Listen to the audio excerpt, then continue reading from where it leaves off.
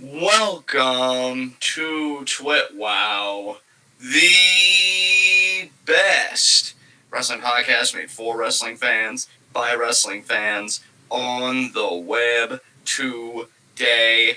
I'm John, that's my cohort and commentary Ashton, and this is our NXT review. And this was the Great American Bash. And all I can say was it really great? I think there was some good stuff on this show. A main event that I really enjoyed, and I want to say I loved and really enthused about, but I have some nitpicks about it. A return that just left me kind of unenthused. And, this just is kind of a middling episode for me, if I'm perfectly honest. Now, I will also cop to the fact that I wasn't completely attentive to this show. I was tending to other stuff throughout. But I will say this. I think Hit Row continues to be the best thing about NXT. Partner, what do you think about the Great American Bash? I completely agree with you, but believe it or not, the Hit Row segment tonight, which was absolutely amazing and would be a segment of the night on just about any other show, is still contested for me for best segment of the night. I gotta tell you, man, the segment announcing the field for the breakout tournament got me all kinds of excited. So that we're gonna get around to that, but that and the Hit Row segment to me were the two best moments of tonight's episode of NXT. All right, man. Well, I'm sure we're gonna have nice discussions, at least about the breakout tournament. Not much to say about Hit Row, except they're fucking amazing. Yeah. So let's get into our first segment, Heat of the Night. Oh God. I have a nitpick about our new tag champions. I love Io. I clearly don't mind Tony Stark. Or Zoe Stark. Excuse me, Tony Stark. I don't mind Iron Man at all. Zoe Stark. It's just... why? Yes. That's really what I love. Same. Yeah. That was literally my heat of the night. Really my heat of the night specifically. Tegan Nox is fucking dumb, man. Why the hell would you come back targeting a champion and cost them their title? Wouldn't you rather be the one to take that off of them? Yeah, dude, here's the thing. I get where you're coming from. Unfortunately, that has never been wrestling logic, far beyond Tegan, right? So, I just feel like that's the way the wrestling logic is, and so I could come down on her for that, and again, I think you are 100% right. But really, for me, it's Candice and Indy, all the criticisms they made as heels, kind of relevant. They are an actual team. They have that synergy. Io and Zoe, you can make the argument, well, Zoe in her NXT career, and they have a mutual respect for each other, and all that stuff, but yeah, that's all well and good, but that doesn't make a tag team. And I don't know, I don't like it. Maybe it's just me being biased and a little snooty. I didn't get what I wanted, therefore I've got to piss on it, but I really do not like this. I don't know who I would have had be your next women's tag team champions, but I mean, I don't know. I really just was not feeling this, man. To me, at least, this feels like the first instance of NXT hot potatoing a championship. And we kind of feared that would happen. At first I really wanted to keep an open mind and be like, oh, well, maybe they'll show the main roster how to do it right. Because I do believe women's tag titles can work. It's just, oh, God. It really just feels like, hey, since you're not going to be NXT Women's Champion, either, anytime soon or just ever, because you already had a run in the case of Io, and I don't know if she's going to get it back, here's something else for you to do. And, in a way I get it, because I get that not every title is going to be the title, otherwise what's the point of all prestigious, all-encompassing title? But, wow. And I mean, the only good thing about this match was the post-match with Dexter Lumis, because I am happy to see that Index is still kind of continuing in storyline, and maybe now that they've lost the titles, more emphasis will go on that, after the obligatory rematch, I have to imagine. But, yeah, I was talking in the Discord, which everybody should join the Discord if you haven't, for $3 a month. I'm becoming more active in it. It feels really good. I was talking probably with Foster, Javaris, I'm sure other conversation consisted of, but, somebody had suggested that maybe fucking Tegan, to your point, waiting to take the championship off Candice herself because of the vendetta, would team with Saray and do it. Now, again, it still has the problem of throwing together tag teams, no different than Io and Zoe. But I don't know. I kind of vibed with that idea a bit more than this. So I was kind of hoping they'd hold off, but no. Candice and Indy, former tag team champions.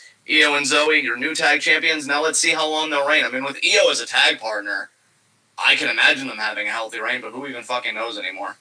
Yeah, I'm scared so, yeah, to that predict was any like, yeah. long runs for any NXT Women's Tag Team Champions until we get evidence that they're willing to give a team a long run, because we haven't had any yet. Yeah.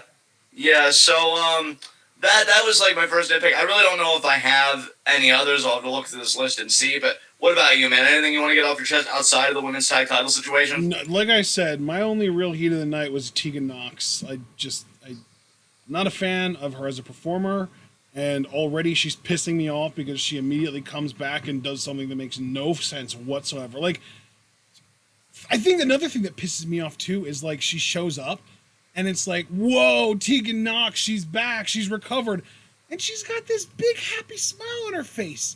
Girl, you're looking at the woman that put you out of the fucking commission for 9 months or however long it's been. Why are you so happy? You should be pissed. You should be on a fucking warpath. And eventually she does go down and attack Candice, but like the immediate, like this woman needs to learn how to emote correctly rather than just a lot. I feel like that is the central problem with Tegan Nox, isn't it? Yeah. Emote accurately per the situation, Tegan. Yeah. Don't just overly emote all the time. Yeah, like, literally, mind your face. Be mindful of your face. Literally! You're so right, yes! Yeah, so, don't really think anything can top that. I honestly can't think of anything else, which isn't to say that there isn't anything else, but I'm not going to waste time hemming and hawing. If something comes up, I'll bring it up, because, again, I was pretty mad on this NXT. And the things that I liked surprised even me. But, again, we'll get to that in the more proper segment, our NXT review. And we start with MSK defending the NXT Tag Team titles against Thatcher and Ciampa. What'd you think about this one, Ashton? Oh, of course, yeah. Great match, as always, these two. I will say, though, man, I was nervous coming into this match because, I do not like Tommaso Ciampa. Tommy, not Timmy. Timmy's great. Did not want him and Thatcher to be tag champs. Very relieved that they lost. Very relieved to see MSK retain, especially because I really, really want either Hit Row or GYV to be our next NXT Tag Team Champions. Yeah, I am right there with you, man, 1,000%. I think my only concern about this match, and I pretty much agree with everything you just said, I do worry that there's going to be a rematch, and I only say that because, again, and I'm thinking wrestling logic, not our logic, because I feel like our logic dictates, well, you lost clean, suck it up, Cupcake, get to the back of the line. But the way it was framed in the ring, Thatcher with the ankle lock, like, oh, he's about to get the submission, he's about to tap, and then the collision, and then they caught him with, like, a cradle, which is traditionally positioned as, like, a fluky pin. I got caught. You really weren't better. You were just luckier than we were. So I'm thinking that just the positioning of the finish and how it was all depicted, we could run this back. I'm just hoping for the same result, though, because I'm looking at Top Dollar and Ashanti the Adonis as our next tag team champions. I'd love it for it to be GYV, but to be perfectly frank with you, bro, I just don't see it happening. I feel like if it was going to happen, it really should have happened by now. And instead, they're losing matches that, in my mind, they should be winning. So I'm totally on the Hit Row initiative. So yeah, solid matchup. I'm afraid there's going to be a rematch, but we'll see what happens there. Yeah. Then we already know the vignettes. Fucking Tegan Nox, so I won't even acknowledge those. We get the Regal Cross Gargano segment. Oh, and again, love this. Wait, you said you love this? Yes. All right, talk about it. I just love Johnny Gargano's part in it and Samoa Joe's part in it. Like those two guys made this segment for me. Obviously, Cross can go fuck himself, but like Gargano talking his shit, talking about how terrified Cross is. It's like you're right that you could wrestle circles around him, but you're also projecting your ass off because you're probably more scared of him than he is of you. And then the line about, oh, you mentioned my wife's pants. It's funny because you couldn't lace my wife's boots. I loved that shit. And then Joe stepping in front of Cross to stop him from assaulting Johnny. I just loved it. That was so cool to me. Now, we've always promised since returning to reviews that we wouldn't be repetitive with things that we don't like. I just have to say very quickly, though, Cross is like fucking toxic male energy that he's projecting because he feels like it makes him more menacing is ultimate fucking cringe and groan fest. Mm-hmm. I hate it. Oh, are you wearing your wife's pants? Like, oh, what a sick burn, bro. It's 2021. Oh my god, got him. Fuck off. The best thing about this segment to me is that they've actually managed, and I can't believe it, truthfully, they've actually managed to plant a seed of doubt that Cross might actually like lose the title next week. And I only say that because if you look at the trajectory of the Cross Joe confrontations, it is very viable to me that Cross like blows a gasket at Joe and then Joe lays him out, and then maybe that would open an opportunity for Gargano. However, if Joe is going to get physical, I will say up front that I think it'll be on both competitors, because I think Cross would be the first one, but then Johnny would be like so excited, like maybe he shoves Joe out of the way to try and get that real quick pin off Joe's work, or he he pats him on the back like, yeah, go Joe, but of course Joe kind of channeling that Steve Austin energy, oh, you touched me, technically I was provoked, and he'll lay Johnny out too. Yeah. So if Joe gets physical, I fully expect it to be to both guys to neutralize any advantage. Yeah. I'm just saying that I feel like NXT did a good job here. Like, ooh, Joe's referee, and we know Cross doesn't like him. If Cross crosses that line, Gargano could be the next NXT champion. So they at least planted that seed. But again, as I've said, I don't expect the title to go anywhere. And as far as a new little bit of commentary, just to kind of retread my criticism, I definitely horrified because Cross in a promo said his 3 goals: remain NXT champion, he's doing it; main event WrestleMania, become WWE champion. He's probably going to do all those things. Yes. I'm just warning you guys. I fully expect him to do... He's already doing the one again, but I fully expect him to main event WrestleMania and to be WWE champion. I don't know if he'll ever main event a WrestleMania, but I could see him being WWE champion, and I think he'll definitely at least compete at least one WrestleMania, more likely 3 or 4. And if he does compete at WrestleMania, even if it's not like the main event, bro, I fully expect it to be like in a world title caliber match or something like that. Yeah, like I could definitely see that happening for sure. Yeah, so he can fuck off. He doesn't deserve to have dreams. So that part made me tense up a little bit. But yeah, Joe continues to be wonderful. I'm really excited about him being special guest referee because I just believe could Cross actually lose? So I do like that they at least tried, and that's all I gotta say about that. Then we get Kushida cutting a little promo on Diamond Mine, says he's proud to be the Cruiserweight champion and that this championship shines brighter than any diamond. So clearly Kushida wants to give Diamond Mine some receipts, to which I say, take your best shot. I mean, Malcolm Bivens is terrifying enough, but then the rest of those guys, good fucking luck. After that, we get Knight Grimes. And I gotta be truthful with you, bro. Normally we just skip these because I know our rule about LA Knight, but I just gotta say, I actually enjoyed this far more than their TakeOver match. I actually thought that this was somewhat decent. I don't know if you have anything you want to add or if you just want to bypass this as per usual. I mean, obviously Grimes loses. I don't know what this means for his babyface character. When we were doing Heat of the Night, I didn't actually say it out loud, but I was thinking, oh yeah, and we're just going to skip the Grimes LA Knight stuff. Yeah.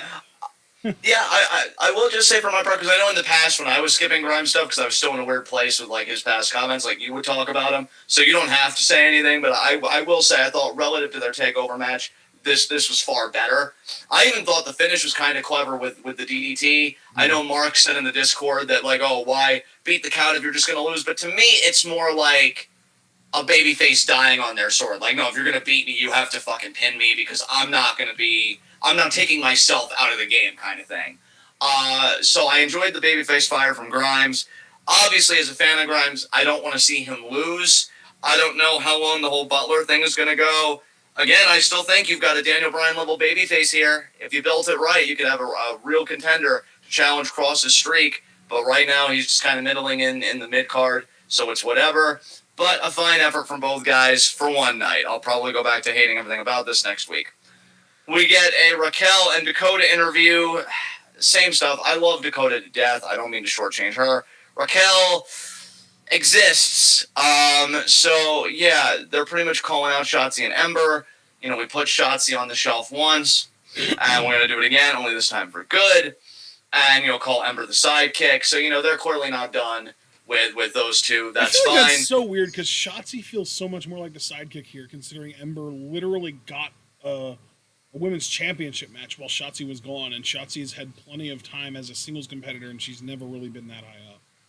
Yeah. Yeah. I mean, I agree with your logic wholeheartedly. Yeah. Yeah.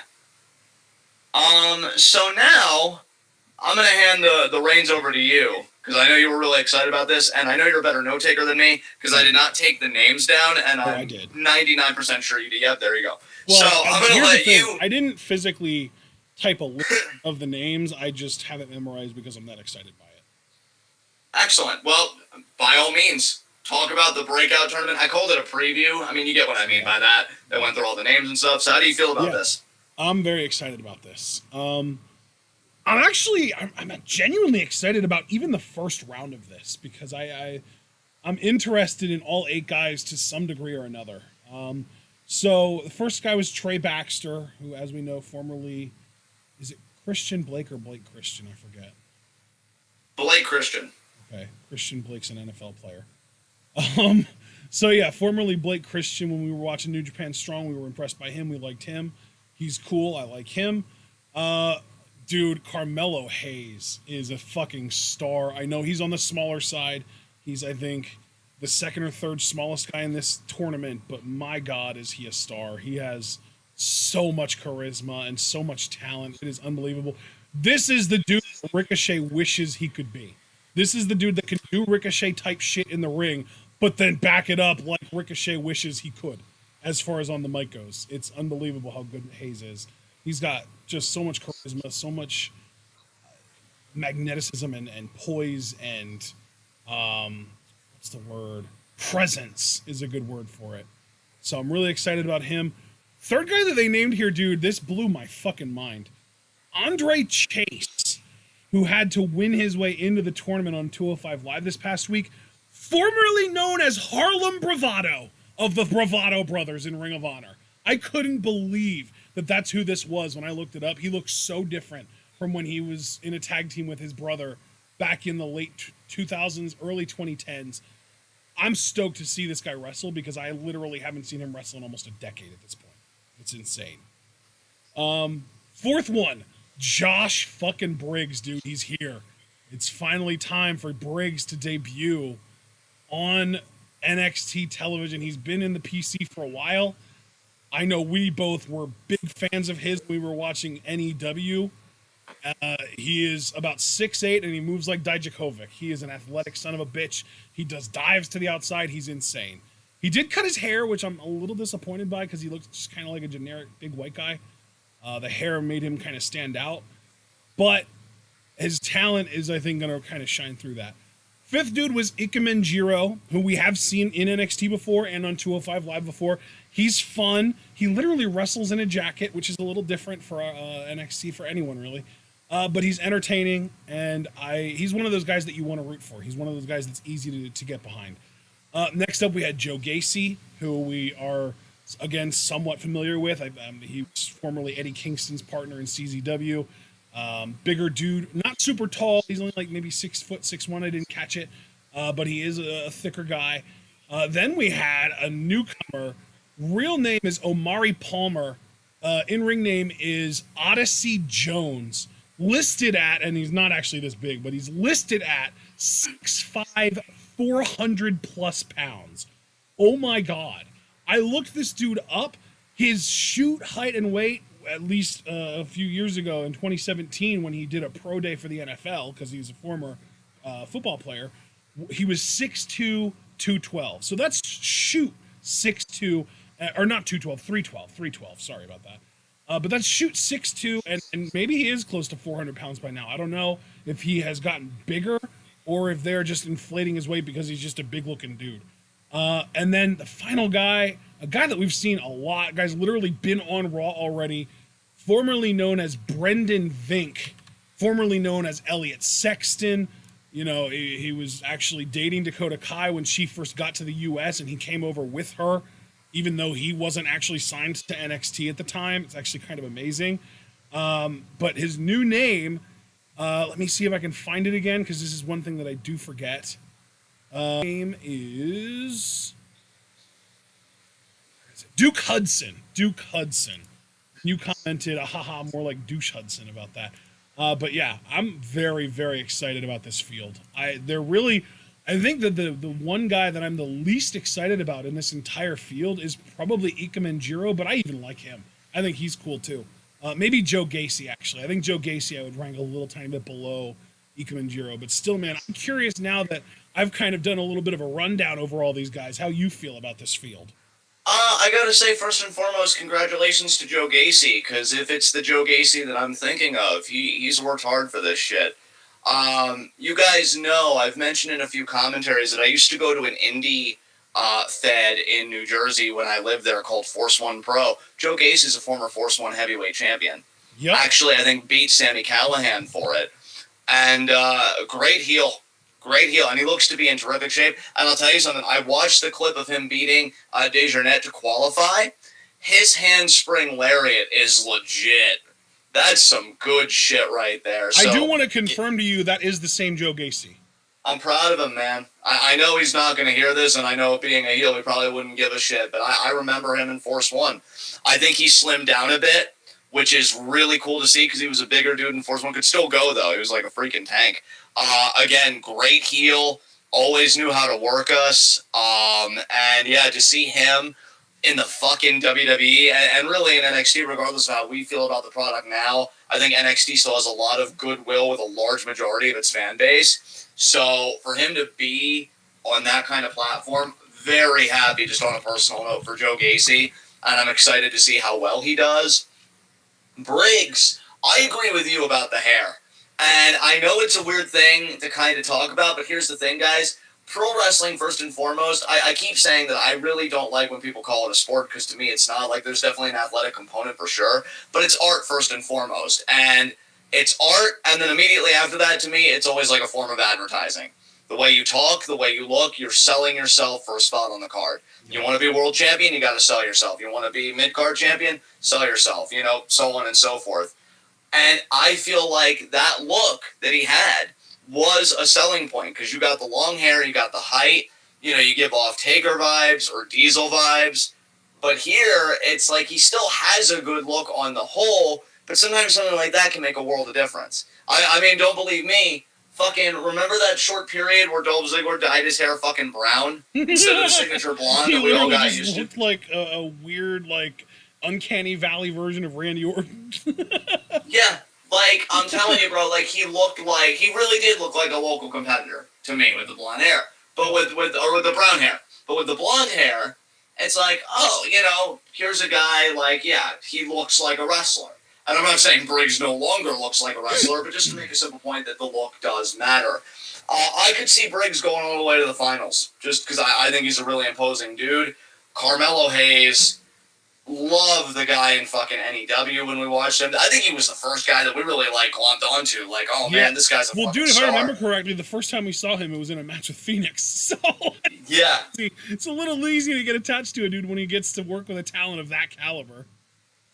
Absolutely. He's got a bright future whether he wins this shit or not. And really, when I speak about finals, Carmelo Hayes should be a name on the tip of your tongue, because he worked with Adam fucking Cole recently, and it was competitive. Like, it wasn't like a fucking squash match or whatever. No, he put Cole through it. I think finals is really, I really, if they're on opposite sides of the bracket, my finals is going to be Hayes versus Briggs. That's going to be my finals pick. Yeah. I honestly think you're right about that, man. And that is one hell of a contrast of size, too. Because Hayes, I want to say he was listed at, like 6 feet tall, maybe 5'11", and he's small enough to be in the 205 Live division, and then Briggs is 6'8", 270. Yeah. It's either going to be Briggs or Gacy, bro. One of those, like, imposing-looking types. And Hayes, I think, is the perfect. I almost wonder if NXT is actually finally ready to start pushing, now known as Duke, what was it? Shit, I forget his last name already. Hudson, thank you. Yeah, now that they've, like, repackaged him, given him a new name, everything, I wonder if that's, like, kind of the last step before, okay, time to strap the rocket to this kid. Because he's a talent. Like, he's great. He's got a great look. He's got a personality. He can go. Like, he is that, like, 5-star type player that you want to get behind, you know? Here's the thing, though, Ashton, because we have to remember that the breakout tournament winner gets a title shot of their choosing. So it's pretty likely a babyface is going to win this, right? Because do you see any of the heels winning and picking a tag partner and going after MSK? Let me ask you this: who would you consider the faces in this? Because I don't think Christian or Carmelo Hayes is necessarily a babyface, is he? I mean, Kushida did show him respect after the match, like in his debut for that Cruiserweight title match, and he seemed to accept it, and then he worked with Cole, who's very clearly a heel. Yeah, well, I mean, I don't know if I'd say very clearly after the fucking program he just had with Cross. That very much blurred the lines to me. I mean, true, and God, he's so wonderful when he blurs those lines, but I gotta simmer down. But no, I do think Carmelo Hayes. I wish Adam Cole was in the Blurred Lines music video. yeah, really. I don't know, man. I feel like you could buy Hayes as a babyface, and it's really gonna be interesting how they position him in the tournament. Because wait, who's Hudson facing next week? I'm sorry, just to keep track of everything. Ikemen Jiro. Is it Hayes? Oh, okay, never mind.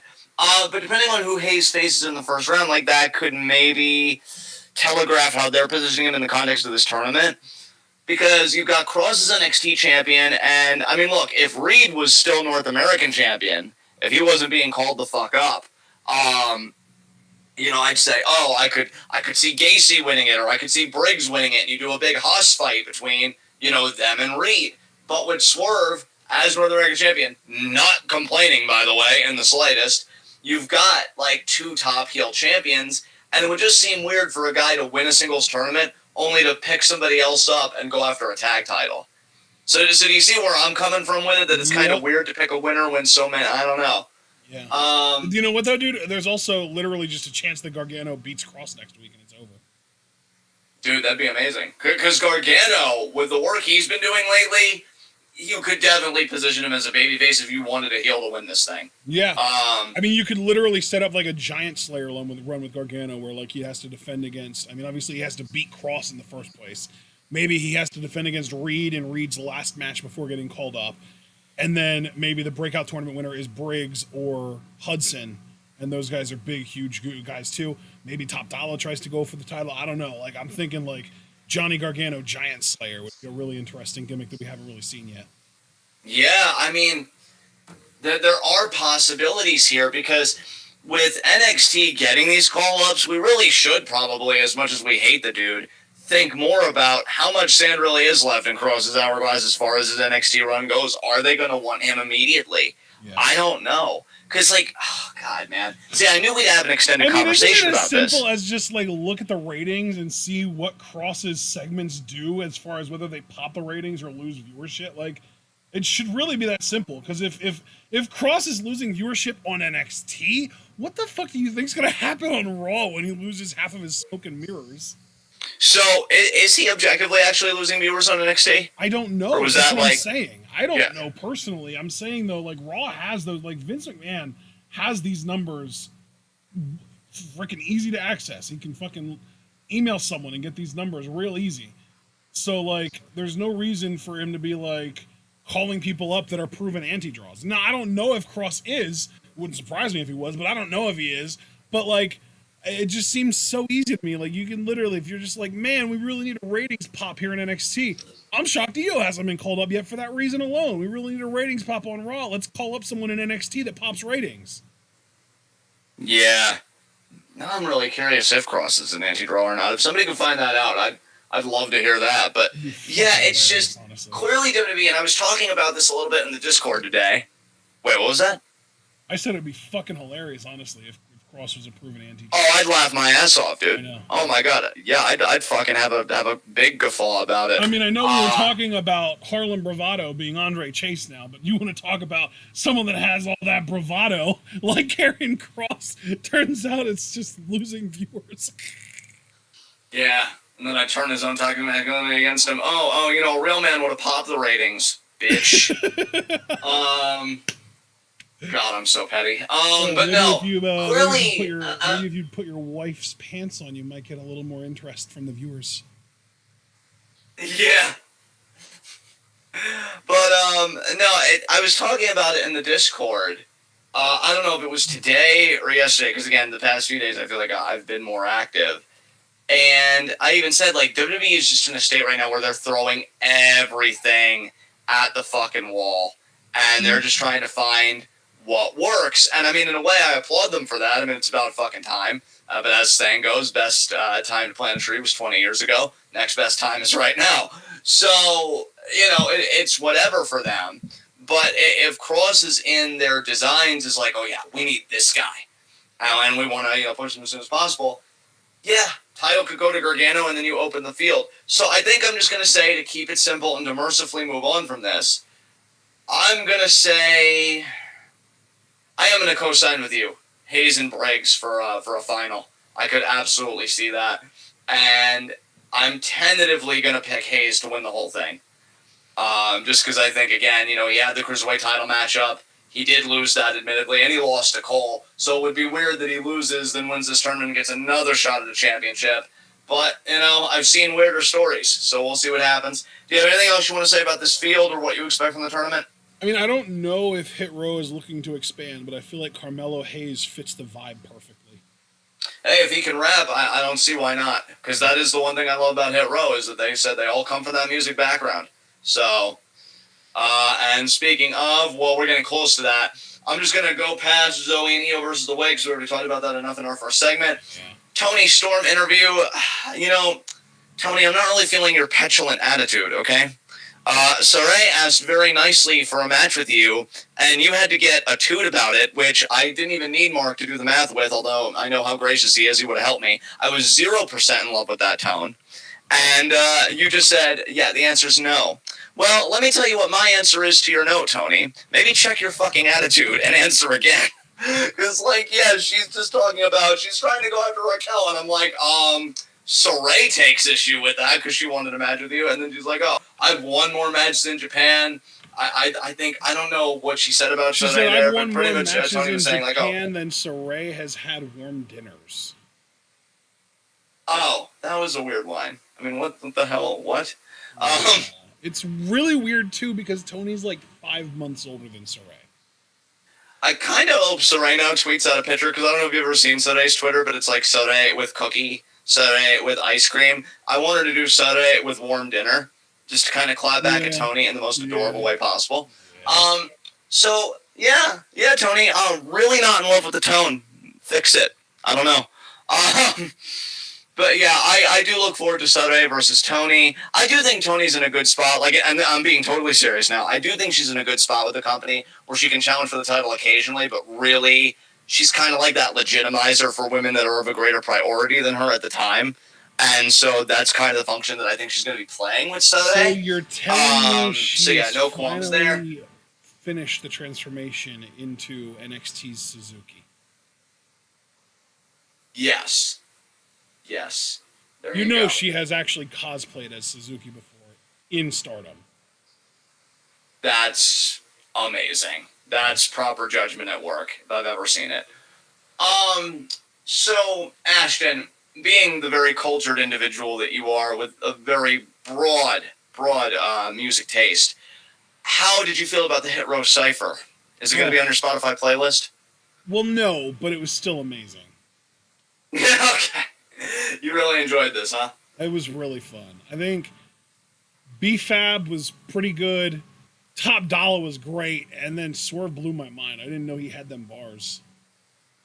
Yeah, because he's already got that bar of gold, y'all. That North American I'll even Championship. say, too, the individual rap freestyles were really good. But the whole group performing their own theme song on their way to the ring and just vibing with it was cool. I loved that.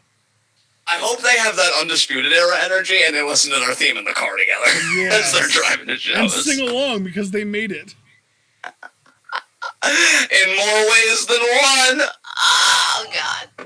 I am so impressed with my own genius. Jesus Christ. I know. This was fantastic. This is everything Swerve has ever deserved. And to be quite honest, and I'm really in a good mood today, so I don't give a fuck. NXT would improve considerably if they just devoted the whole show to Hit Row. Like, I would probably, unironically, love each episode more than the last. I'm only struggling to figure out where you're wrong, and I don't think it's okay. I know. It's that amazing. But no. In all seriousness, I agree with you. Top Dollar killed it. Holy shit. And again, like, I love it. I love the representation of all this, because we've had so many, like, hashtag Black Excellence type gimmicks. I mean, Bianca being the epitome of that to me in the best ways. But I love, too, that, like, they can... I think how I can say it about Hit Row and what's so impressive about them is that they can be a part of that rap hip-hop culture without being a parody of that culture. I mean, they truly embody it, they wear it, and there's a pride and a true artistry emanating from it, and it's incredible. It's really, honestly incredible. I love these guys. Now, I know NXT isn't going to give the whole 2 hours to them because... God knows good judgment is never their strong suit, but, one can only hope, one day that Swerve may be NXT champion. I highly doubt it, but, man, I'd love to see him one day with the big gold, with these guys dropping bigger bars and just running shit. And I do definitely want Adonis and Top Dollar to be tag champions, and when B-Fab is ready... would not mind her as NXT Women's Champion. Let's fucking go. I'm all about this agenda, honestly. So, great stuff.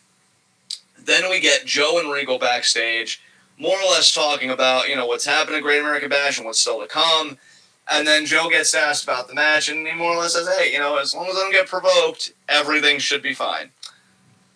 Then we get O'Reilly versus Cole Nash, and you got a little taste of my opinions for this match. How did you feel about it, man, before I share it with the rest of the audience? I actually do agree with you. I just wasn't as bothered by the thing that bothered you. I was more surprised. Yeah, I thought it was a solid match. It wasn't anything amazing. It didn't, blow my mind or anything. It was just good. It felt like an ROH match to me, which, they can be boring, but this wasn't one of those. This was just a solid, good Adam Cole, Kyle O'Reilly match. We've seen plenty of these before. Yeah, okay, guys, so I want to put my feelings in the proper context. I wouldn't say that this match made me angry, to just properly contextualize my feelings.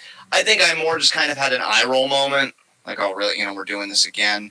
Because this just seems to be, like... the nature of wrestling matches for the most part today, especially like main event, in NXT and venues like that. So what I loved about the match, and I do want to stress what I loved about the match, the chain wrestling on both sides was fantastic. Look, you guys know, I never shut the fuck up about it. Love technical wrestling, love chain wrestling. Kyle O'Reilly is a freak. In fact, I might have been overlooking him all this time for a technical wrestler that should be celebrated, because the way that he strings moves together is really nice. But Cole had some great counter wrestling spots himself. One of my favorite spots in this match, Kyle's trying to go for the knee bar, which he got Cole in last week, if you all remember. And, or excuse me, it's a heel hook. Excuse me, not a knee bar, it's a heel hook. There is a difference.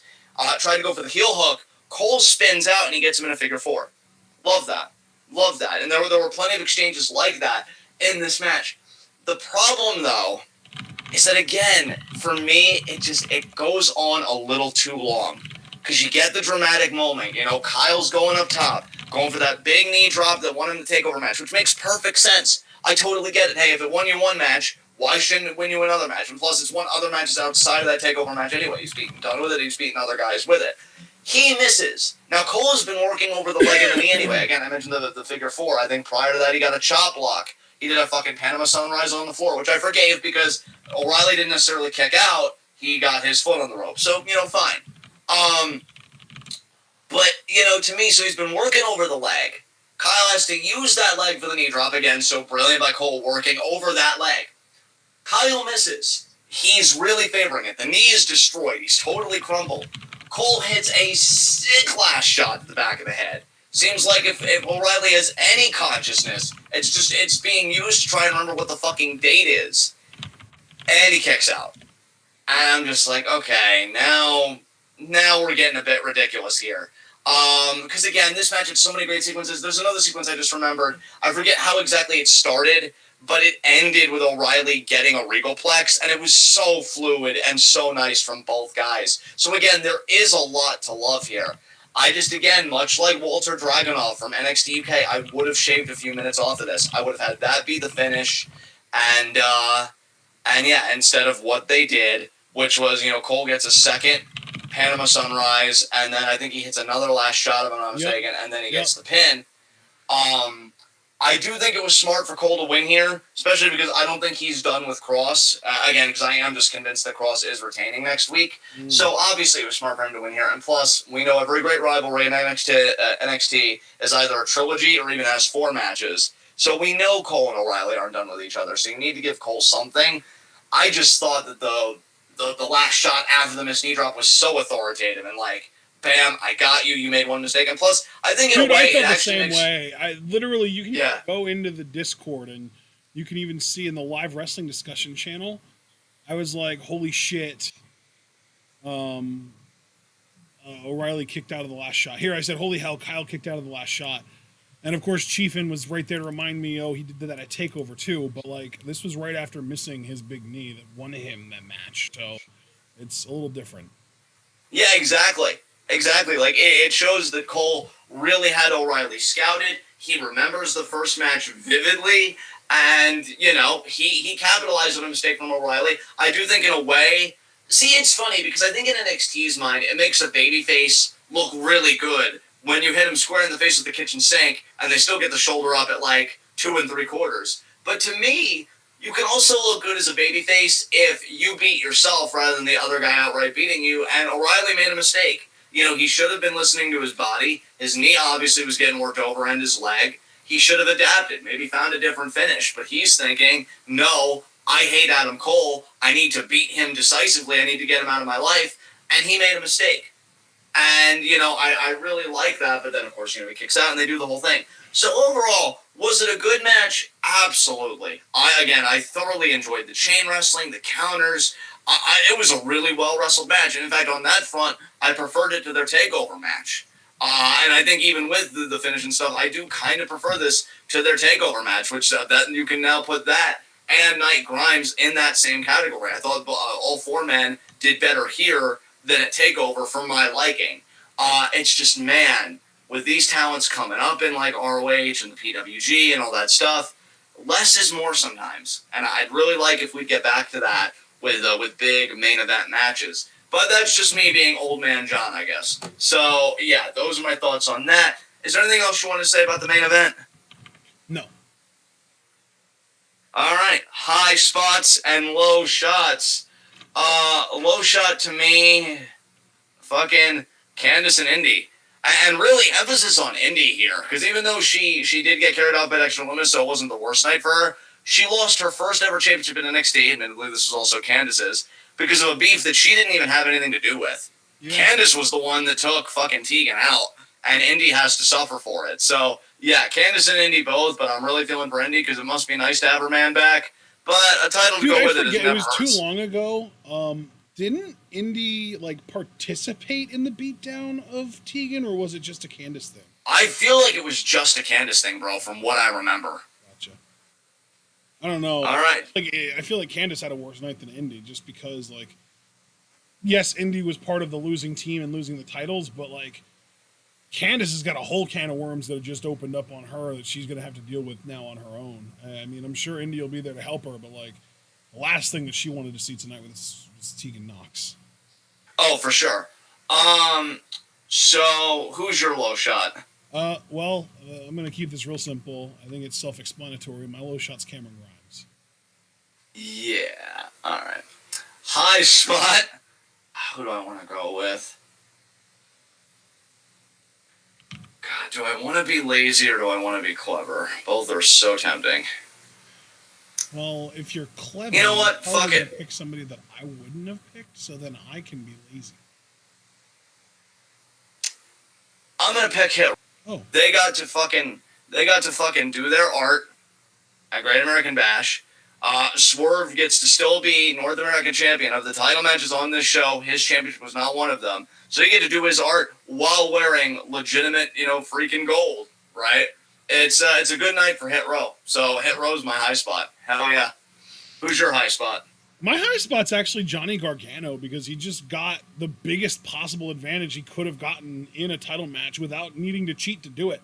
He just got the referee to be a guy that has a known issue with Karrion Kross with the current champion. Like, that's huge for him. Yeah, that's a great point.